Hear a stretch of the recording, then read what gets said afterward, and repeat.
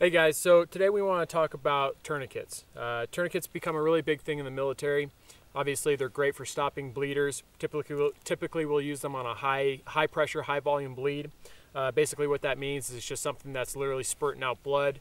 We get a lot of guys that do put it on things that probably don't need a tourniquet. However, one of the important things to keep in mind about a tourniquet is that you can actually apply a tourniquet and doctors can take them off without losing that limb. Obviously that's very situationally dependent, but doctors are able to keep a limb after a tourniquet has been applied in some instances. So I just want to go over some of the quick features about the tourniquet. First and foremost, if you do get issued a tourniquet or if you do purchase a tourniquet, you always want to make sure that you have it somewhere where it's easily accessible, should be accessible by both hands. You never want to have it in the packaging, sitting inside of some medical pack or something like that. If you really have to use a tourniquet, you can actually bleed out, lose consciousness within about 15 to 30 seconds. So that means that if you truly need a tourniquet, you have to be able to access it right then, right there, and apply it quickly. A lot of people practice a lot or spend a lot of time practicing shooting, driving, all this other stuff, and they don't spend any time practicing the tourniquet. It should be like anything else that you train with. Practice it, learn how to apply it quickly. So a couple big things. First and foremost, when you do get your tourniquet, you're going to want to think about somewhere to put it. I always like to have it somewhere where I can reach it with both hands. If you look here, we have what's called the R.A.T.S Tactical Tourniquet Holder. This goes on the back of your belt or through your MOLLE gear. It can go on top of Velcro. Pretty versatile, and it's just one-handed release. So you just pull it off and your tourniquet pops out. It's a great piece of kit. They also have one for the for the buttstock. So this is the R.A.T.S Tactical Buttstock Tourniquet Holder, and this puts a tourniquet onto your rifle. That's a great thing. I wouldn't recommend having one tourniquet only on your rifle, because if you do find yourself separated from your rifle, then you're not able to access it. So it's just something to have an additional tourniquet just in case there's mass casualty situation. When you do get your tourniquet, make sure that you're folding it up and you're putting it somewhere, you're putting it together in a manner that it comes apart easily. So if you take it and you back it on itself, you'll notice that there's a lot of Velcro in here. So when I do that, if I'm having to pull it apart, it can actually be a little difficult. And I know with two hands, it doesn't seem like that big of a deal, but with one hand, it can be. And we want to be able to apply this with just one hand. So what I'll do is I'll make sure that I have it nice and loose. You want to get it real big because this has to go over the biggest part of your body, right? Which is typically your thigh.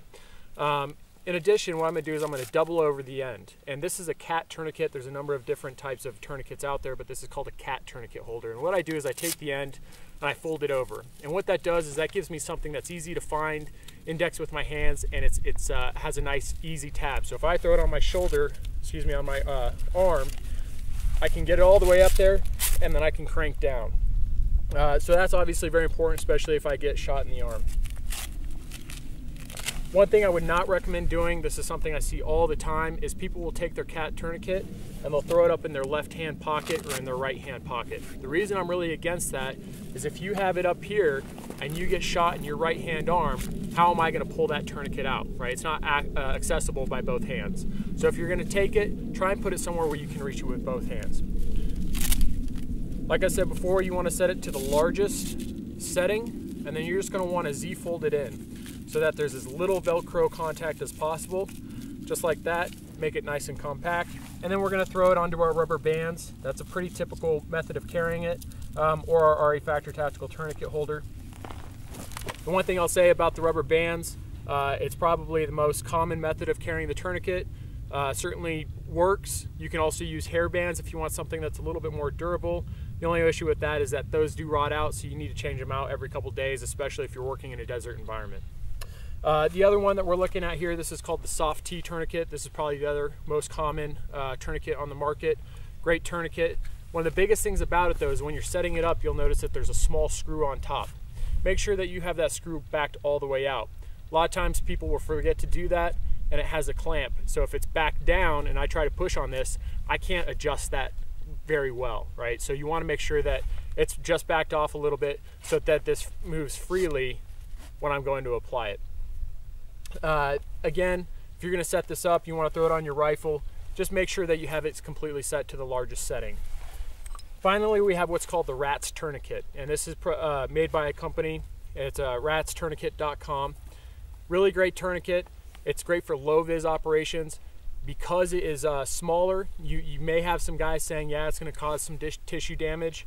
It may. However, it's a lot better than not losing your life. So if you're looking for a low-vis option of carrying a tourniquet, or you want a number of tourniquets, you can take this, throw it in your pocket. Basically, the way it works, you throw it on your patient's arm, run it through this little loop, and then you just start cranking down. And then you'll notice at the end here, there's a small metal clip, and you can just throw it on that metal clip and tie it off. So, like I said, great low-vis tourniquet, available at R.A.T.S.com. And that's about it. Thanks for watching.